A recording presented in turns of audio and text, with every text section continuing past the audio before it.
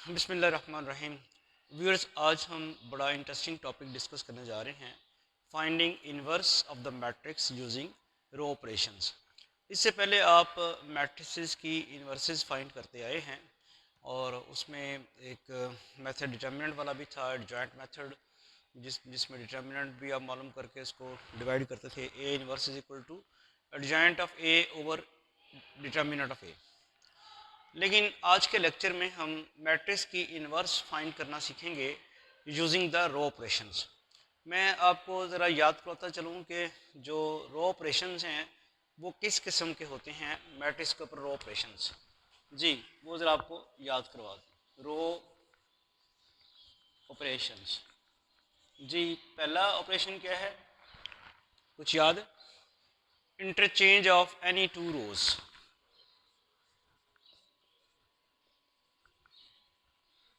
Change of any two rows.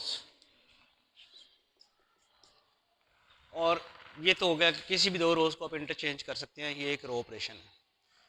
और दूसरा row operation कौन सा है कि किसी भी रो को आप किसी नंबर से मल्टीप्लाई कर सकते हैं। मल्टीप्लाइंग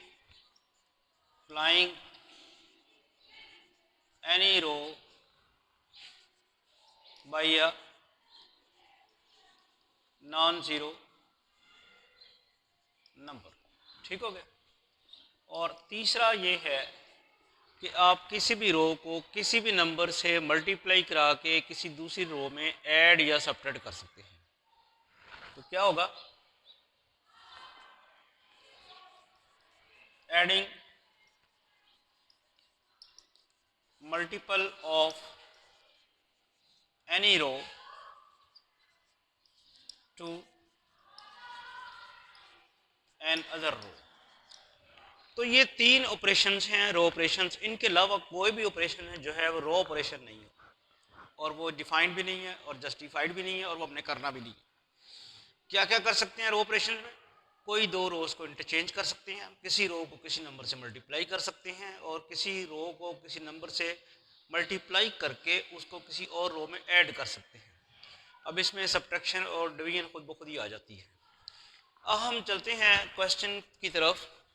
ये मैट्रिक्स है, इसकी इन्वर्स मालूम करने के लिए आपने मैट्रिक्स लिखनी है 1 - 3 2 2 1 0 0 -1 1। ये तो मैट्रिक्स ए हो गई। और फिर डॉटेड लाइंस डाल के आपने इतने ही ऑर्डर की यहाँ पे आइडेंटिटी मैट्रिक्स लिखनी है। Identity matrix 1 0 0 0 1 0 0 0 1। और ऊपर आपने ये वाली जो लिखी है इसको मैट्रिक्स, आप ये मैट्रिक्स ए है, और उतने ही ऑर्डर की आइडेंटिटी मैट्रिक्स। समझ आ गई?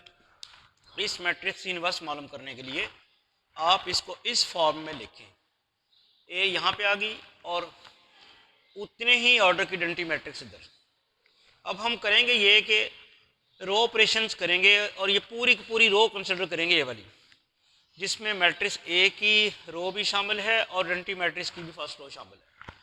इसी तरह सेकंड रो मैट्रिक्स ए की और आइडेंटिटी मैट्रिक्स की सेकंड रो शामिल है। थर्ड रो मैट्रिक्स ए की और आइडेंटिटी मैट्रिक्स की थर्ड रो शामिल है। हम जो भी रो ऑपरेशन करेंगे पूरी रो के ऊपर करेंगे। रो ऑपरेशन करने इस तरह हैं कि आपके पास ये वाली जो मैट्रिक्स है, ए मैट्रिक्स जो है वो आइडेंटिटी मैट्रिक्स बन जाए। अब इस मैट्रिक्स ए को आइडेंटिटी मैट्रिक्स बनाने के लिए सबसे पहला काम क्या होना चाहिए था? यहाँ पे 1 होना चाहिए था, वो तो है। और इसको आइडेंटिटी मैट्रिक्स बनाने के लिए इस 1 के नीचे 0 बनाने हैं। लकीली एक 0 पड़ा हुआ है, एक 0 बनाना है यहाँ पे।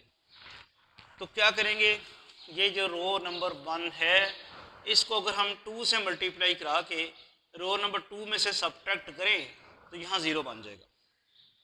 और ये जो ऑपरेशन आएगा इसके बाद जो नई मैट्रिक्स बनेगी वो रो इक्वलेंट मैट्रिक्स होगी। सबसे पहले आप ऑपरेशन लिख लें। ऑपरेशन क्या है? R2 - 2R1, यानी R1 को आपने 2 से मल्टीप्लाई कराया और R2 में से सब्ट्रैक्ट किया। ये बात जहन में रहे कि जो रो मल्टीप्लाई करा के जिस रो को मल्टीप्लाई करा के किसी दूसरी रो में ऐड या सब्ट्रैक्ट करते हैं वो खुद चेंज नहीं होती। मल्टीप्लिकेशन का मतलब ये नहीं कि आपने 2 से मल्टीप्लाई करा के तब रो ही तब्दील कर देनी है, नो, रो खुद ही ऐसे ही रहेगी, फर्स्ट रो ऐसी रहेगी 1 माइनस 3 2 1 0 और 1।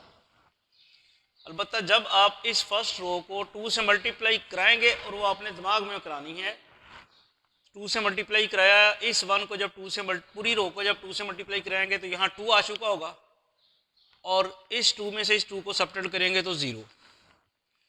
जब आप इसको 2 से मल्टीप्लाई कराएंगे तो -6 आ चुका होगा, 1 में से -6 सब्ट्रैक्ट करेंगे तो वो बन जाएगा 7, यही होगा ना।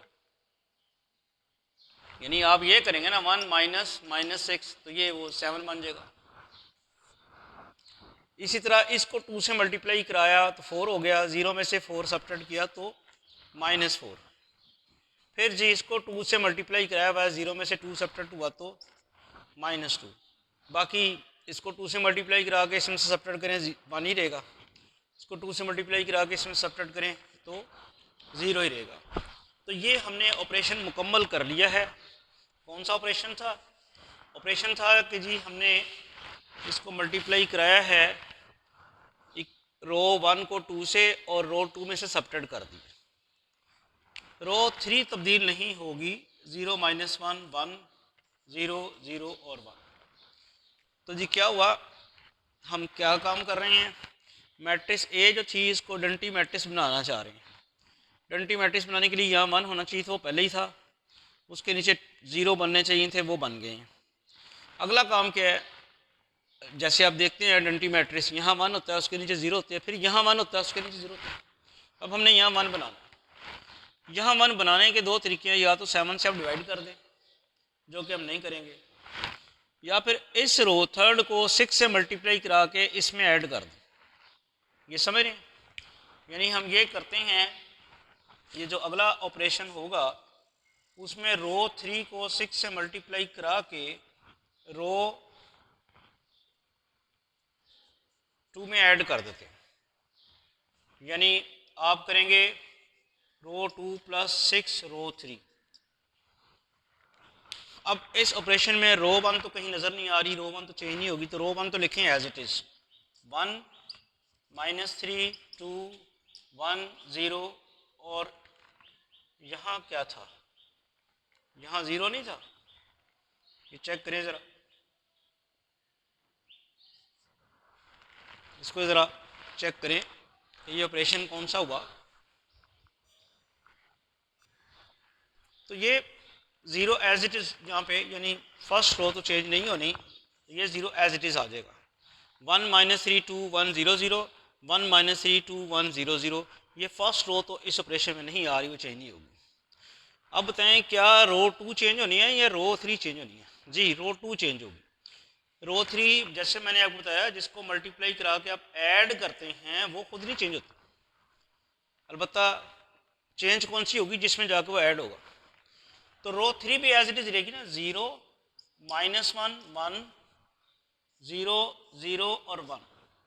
अब रो 3 को 6 से मल्टीप्लाई करें और इसमें ऐड करें। जब आप इसको 0 को 6 से मल्टीप्लाई करा के इसमें ऐड करेंगे तो वो 0 ही रहेगा। जब आप इसको 6 से मल्टीप्लाई कराएंगे -6 हो जाएगा, इसमें ऐड करेंगे तो वो 1 हो जाएगा। जब आप इसको 6 से मल्टीप्लाई करा के इसमें ऐड करेंगे तो वो 2 आ जाएगा। समझ आ रही है ना? इसको 6 से मल्टीप्लाई करा के इसमें ऐड करेंगे तो वो तो -2 ही रहेगा। इसी तरह इसको 6 से मल्टीप्लाई करा के इसमें ऐड करेंगे तो वो 1 का 1 ही रहेगा। अलबत्ता इसको 6 से मल्टीप्लाई करा के जब इसमें ऐड करेंगे तो वो 6 हो जाएगा। तो जी एक और काम हो गया, ये वाली डंटी मैट्रिक्स बनानी थी, यहाँ 1 के नीचे 0 बनाए और यहाँ 1 बना दिया। अब आप देख रहे हैं कि इस 1 के नीचे 0 होना चाहिए। इस 1 के नीचे 0 बड़े आराम से हो सकता है अगर आप R3 में R2 ऐड कर दें। तो नेक्स्ट स्टेप हम यहाँ लिखते हैं और ऑपरेशन जो है वो क्या है, R3 में R2 ऐड करनी है। R2 ऐड इस तरह कर रहे हैं कि R2 को 1 से मल्टीप्लाई करा के R3 में ऐड कर रहे हैं। तो ऑपरेशन ये आ गया हमारे पास R3 + R2। इस सारे ऑपरेशन में हमारी फर्स्ट रो चेंज नहीं हो रही, 1 -3 2 1 0 0, 1 -3 2 1 0 0, ये एज इट इज़ रह रही है। और चेंज किसने होना है? R3 ने, R2 भी चेंज नहीं हो रही। तो R2 है 0 1 2 -2 1 6। R3 ने चेंज होना है, उसमें क्या होगा जी, हमने R2 को R3 में ऐड करना है। R2 को R3 में ऐड करेंगे तो यहाँ तो ज़ीरो ही रहेगा, और जैसे ही आप -1 में -1 ऐड करेंगे ज़ीरो हो जाएगा, फिर 1 में 2 ऐड करेंगे तो 3 आ जाएगा, 0 में -2 ऐड करेंगे तो -2, 0 में 1 ऐड करेंगे तो 1, और 1 में 6 ऐड करेंगे तो 7। तो ये आता है।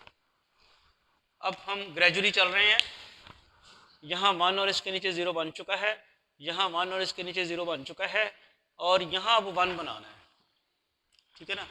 अब यहाँ 1 बनाने के लिए और कोई हल नहीं है, हमें 3 से डिवाइड ही करना है, क्योंकि अगर हम 3 से डिवाइड नहीं करते तो फिर हमारे ये 0 डिस्टर्ब होंगे। इस किसी रो को छेड़ेंगे तो ये 0 डिस्टर्ब हो जाएंगे, जो कि बड़ी मुश्किल से बनाए हैं।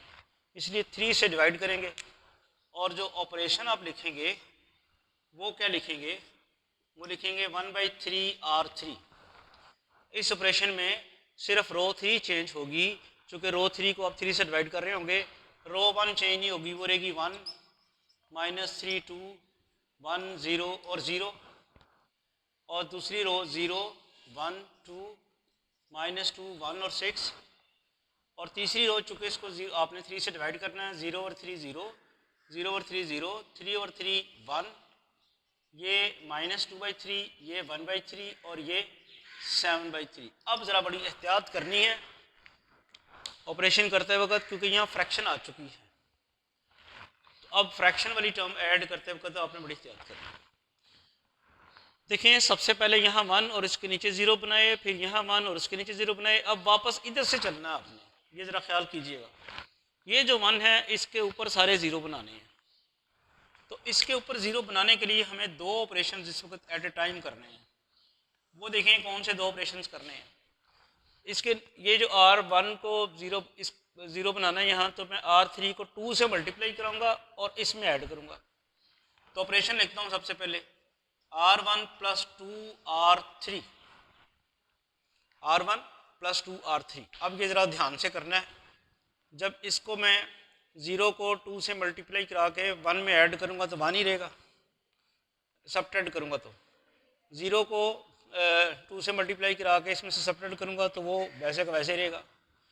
जब मैं इसको 2 से मल्टीप्लाई करा के 2 में से सब्ट्रैक्ट करूँगा तो क्या जाएगा? 0। अब यहाँ तक तो मसला नहीं है, इधर मसला है। इधर मसला देखें, यहाँ पहले क्या पड़ा हुआ है? 1 पड़ा हुआ है। इसको मैंने 2 से मल्टीप्लाई कराना है, वो बन जाना है -4/3, और फिर इसमें से सब्ट्रैक्ट करना है। ये समझ आई भला? इसको मैं पहले 2 से मल्टीप्लाई कराता हूँ, वो बनता है -4/3, और फिर इसमें से सब्ट्रैक्ट करता हूँ, तो ये क्या बनेगा मेरे पास? 1 + 4/3, और क्या बन जाएगा ये? 7/3। तो यहाँ जो टर्म आएगी मेरे पास 7/3 आएगी। इसको मैं 2 से मल्टीप्लाई कराता हूँ तो 2/3 बनता है, फिर इसमें से सब्ट्रैक्ट करूँ तो क्या बनेगा? -2/3। इसको मैं 2 से मल्टीप्लाई कराता हूँ तो 14/3 बनता है, और उसमें से सब्ट्रैक्ट करूँ तो -14/3। यहाँ तक तो आपने पहला ऑपरेशन किया है, और इस पहले ऑपरेशन के नतीजे में ये वाला जो 1 था इसकी टॉप मोस्ट पे 0 आ गया। अब आपने यही काम यहाँ भी करना ना, इसको 2 से मल्टीप्लाई करा के इसमें से सब्ट्रैक्ट करें। यानी अब आप दूसरा ऑपरेशन लिखें। दूसरा ऑपरेशन क्या लिखेंगे कि R2 - 2R3, ये सेकंड ऑपरेशन है।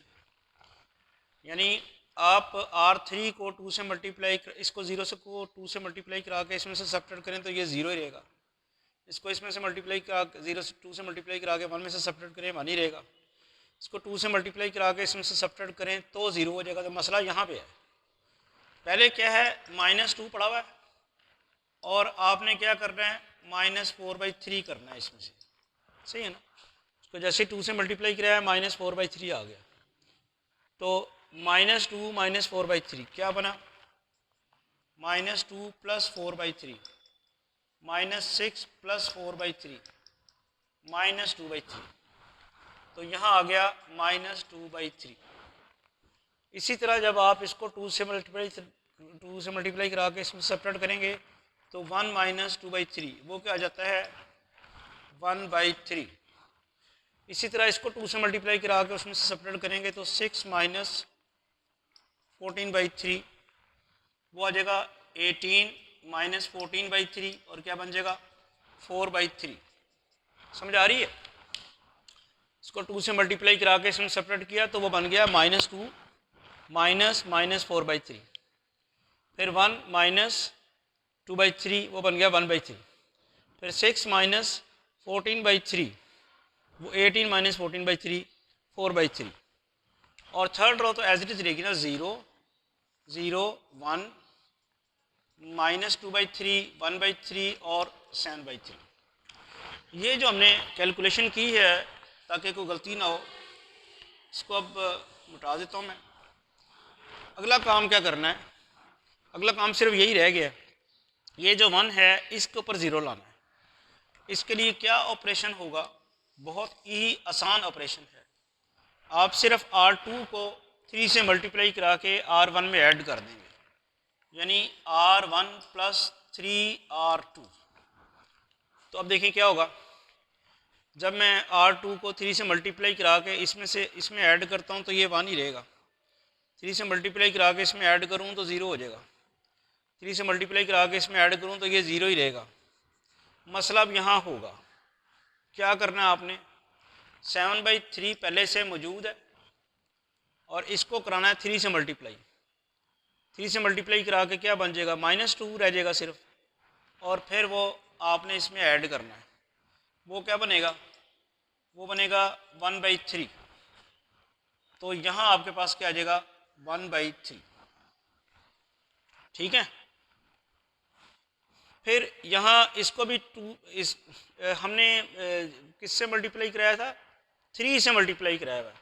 इसको भी 3 से मल्टीप्लाई कराएं तो मान आ जाएगा, ऊपर क्या पड़ा हुआ है -2/3 और 3 से मल्टीप्लाई करा के आपने ऐड करना है। ये ऑपरेशन 3 से मल्टीप्लाई कराया तो वो यहाँ पे अगर 3 से मल्टीप्लाई कराएं 1 रह जाता है, और 1 उसमें ऐड करें तो भी 1/3 ही आता है। तो यहाँ भी 1/3 आ गया। फिर और क्या है जी, इसको 3 से मल्टीप्लाई कराया तो 4 आ जाएगा, उसको ऐड करेंगे वहाँ पे -14/3 + 4 12, तो -2/3 रह जाएगा। 4 3 = 12, तो यहाँ आ जाता है आपके पास -2/3। और इधर आपके पास अब क्या बना, 0 1 0 0 0 1, और ये -2/3 1/3 4/3 -2/3 1/3 और 7/3। जो मैट्रिक्स ए थी वो हमारी आइडेंटिटी मैट्रिक्स बन चुकी है जी। जो मैट्रिक्स ए थी हमारी, यहाँ से हमने चले थे, ये ए मैट्रिक्स थी और ये आइडेंटिटी मैट्रिक्स थी। हमने मैट्रिक्स ए को रो ऑपरेशंस करके आइडेंटिटी मैट्रिक्स में कन्वर्ट कर लिया है। और मैंने ये कहा था कि जब आप आइडेंटिटी मैट्रिक्स, जब आप मैट्रिक्स ए को रो ऑपरेशंस करके इसको आइडेंटिटी मैट्रिक्स में कन्वर्ट कर लेंगे तो ये वाली जो एसोसिएटेड आइडेंटिटी मैट्रिक्स है ये ए इनवर्स बन जाएगी। तो इसका मतलब फिर क्या हुआ कि ए इनवर्स मैट्रिक्स हमारे पास क्या आती है, 10 A inverse is equal to 1/3 1/3 -2/3 1/3 1/3 -2/3 -2/3 1/3 -2/3 1/3 4/3 -2/3 1/3 and 7/3।